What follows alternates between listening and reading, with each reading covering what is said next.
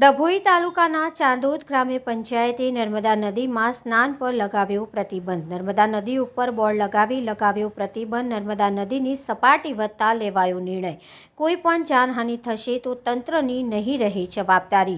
ચાંદોદ પંચાયતે રોજિંદાપણે હજારો યાત્રિકો કરે છે નર્મદા સ્નાન. નર્મદા ડેમમાંથી છોડવામાં આવી રહ્યું છે સતત પાણી. ડભોઈ સરદાર સરોવર નર્મદા બંધમાંથી નર્મદા નદીમાં છોડાઈ રહ્યું છે પાણી. ડભોઈ તાલુકાના યાત્રાધામ ચાંદોદ ખાતેથી વહેતી નર્મદા નદીની જળસપાટીમાં ગત 2 દિવસની સરખામણીમાં નહિવત વધારો નોંધાયો છે.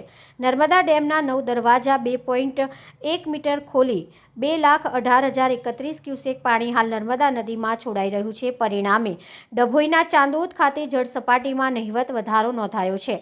યાત્રાધામ ચાંદોદના પ્રસિદ્ધ મલ્હારરાવ ઘાટના 58 પગથિયા પાણીમાં છે. ગરકાવ જ્યારે 50 પગથિયા હજુ પણ પાણીની બહાર હોય. ચાંદોદ ખાતે પાણીની ભયજનક સપાટી વટાવી સરદાર સરોવર નર્મદા બંધમાંથી તબક્કાવાર પાણી છોડવાનું ક્રમ ચાલુ. દુર્ઘટના કે જાનહાનિ ન થાય તે માટે કાંઠા કિનારાના રહેવાસીઓને સાવચેતી દાખવવા વહીવટી તંત્ર દ્વારા અપીલ કરવામાં આવી છે.